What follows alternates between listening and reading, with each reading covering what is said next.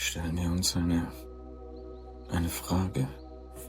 Eine Frage, die uns erlaubt zu träumen für einen Moment. Eine Frage, die uns wegholt von etwas und vielleicht zu etwas führt, was wir wieder erkennen dürfen.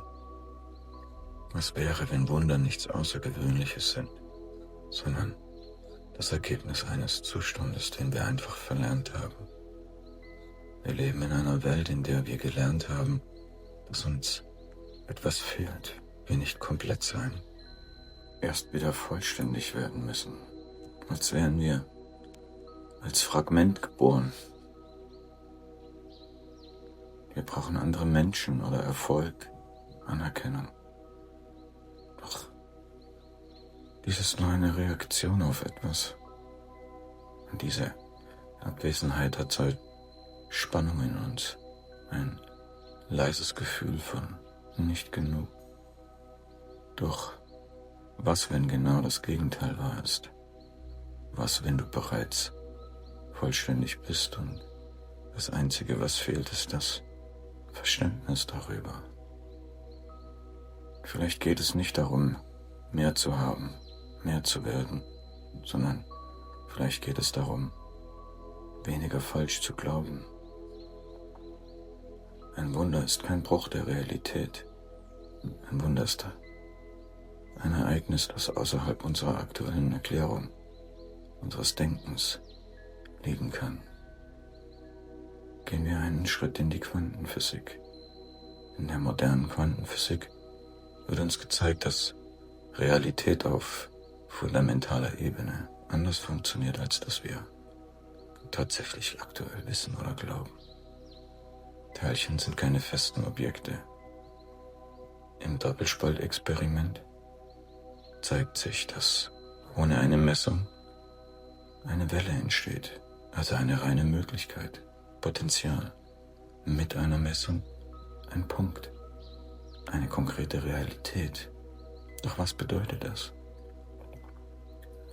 Vor der Wechselwirkung ist Realität nicht festgelegt.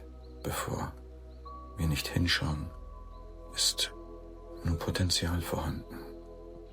Also bedeutet das, dass eine Beobachtung das System beeinflusst. Und dies ist für all diejenigen, die etwas tiefer gehen wollen, in der heisenbergischen Unschärferelation ganz klar hinterlegt.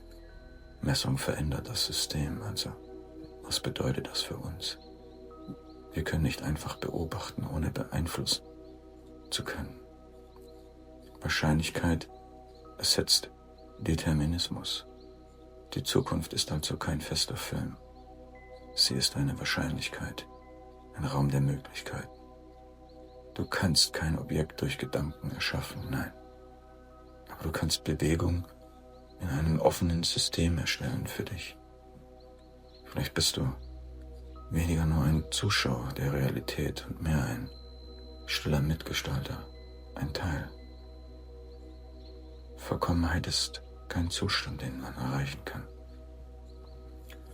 Vollkommenheit ist ein Zustand, den wir erkennen. Und wir haben gelernt, Gefühle kommen von außen, doch sind es doch wir, die sie erschaffen. Das erzeugt nämlich Spannung in diesem falschen Bild, das wir haben. Eine Abhängigkeit. Und diese darf nicht sein. Wenn wir erkennen, dass das Gefühl bereits in uns vorher schon vorhanden war, verschiebt sich etwas Grundlegendes. Vielleicht hat man uns nie wirklich das gegeben, was wir wollten, und wir fühlen uns deshalb verloren. Oder vielleicht, und das entspricht vielleicht mehr der Wahrheit, haben wir es uns einfach nicht erlaubt. Im Buddhismus steht, dass Leiden durch falsche Wahrnehmung entsteht. Und Erwachen bedeutet, die Illusion des festen, getrennten Selbst zu erkennen. Du bist nicht weniger geworden dadurch.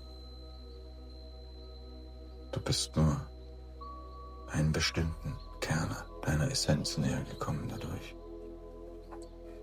Im Daoismus heißt es, dass Tao fließt, ohne jede Anstrengung.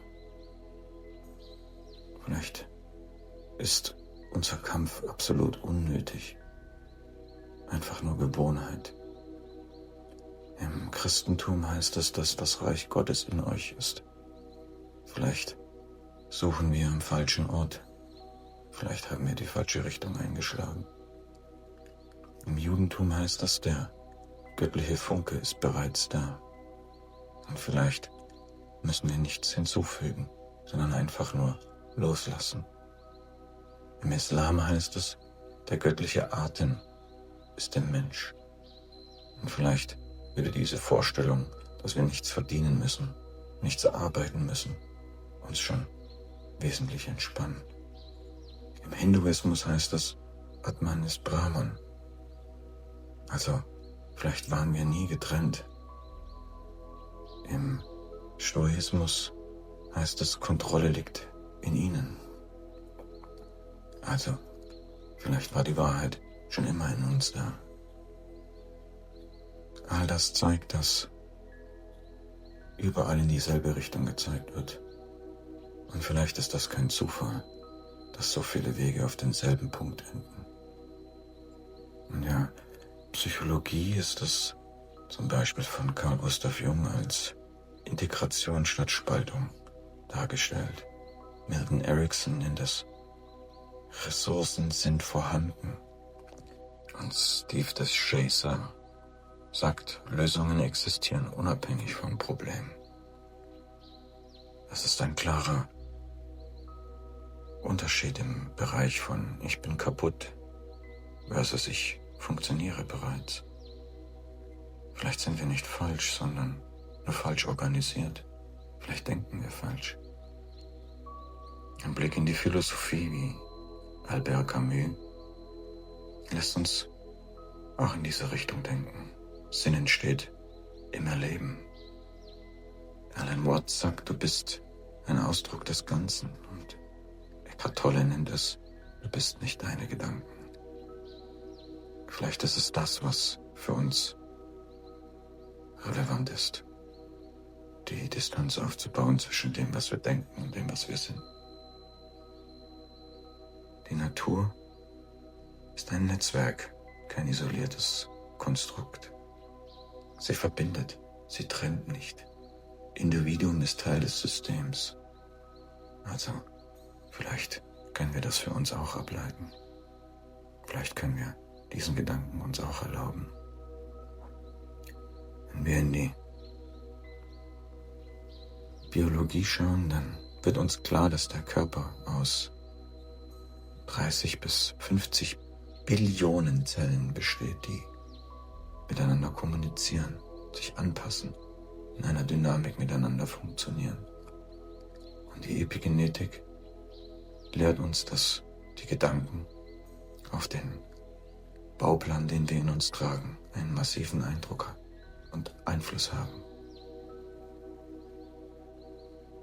Vielleicht definiert uns nicht das, was wir bisher gedacht haben, sondern vielleicht limitiert uns tatsächlich das, was wir als Erkenntnis und Wissen uns bisher erlaubt haben. Wir sind Teil eines Systems, kein separater Teil davon. Und das mag unser Verstand sich aktuell nicht erlauben. Und dadurch verändert sich die Frage, die wir uns bisher gestellt haben. Nicht, wie werden wir vollständig, sondern warum glauben wir es nicht zu sein? Und vielleicht fällt uns genau in diesem Moment etwas ab von der Brust. Das Gewicht, das wir uns selbst auferlegt haben. Und jetzt wird es etwas konkreter. Dein Gefühl von Ich entsteht durch Abgrenzung. Deine Sinne sind nach außen gerichtet. Sehen, hören, fühlen, riechen, schmecken. Erzeugt die Rückkopplung im Außensystem. Eine Übertragung, limitiert durch die Wahrnehmung. Sie ist nicht absolut, sondern relativ zu dem, was der Körper benötigt, um zu überleben. Also ist sie redundant. Nehmen wir ein einfaches Beispiel. Wenn du deinen Finger über deine Haut streichst, dann spürst du gleichzeitig zwei Dinge. Den Finger, der dich berührt, und die Haut, die berührt wird. Wenn du denselben Finger nun über ein Objekt wie einen Tisch bewegst, dann spürst du nur eine Seite. Der Unterschied ist nicht die Berührung, der Unterschied ist das Feedback. Dein Gehirn konstruiert daraus das Bin, nicht ich, versus das Bin ich. In der Psychologie nennt man das Selbstmodell. Biologisch ist es ein vernetzter Prozess aus Signalen. Das Ego ist kein Objekt, es ist eine Funktion, eine Orientierungshilfe. Doch wenn die Gedanken des Modells voll isoliert sind, dann trennt es sich und hier entsteht der Schmerz. Vielleicht sind wir nicht das, was wir bisher dachten. Vielleicht sind wir Teil eines Ganzen, etwas, das erfährt, das ist, das vollkommen ist. Auch das ist bisher nur ein Gedanke, aber ich bin fest davon überzeugt, dass er der richtige Gedanke ist. Wir sind Teil des Ganzen.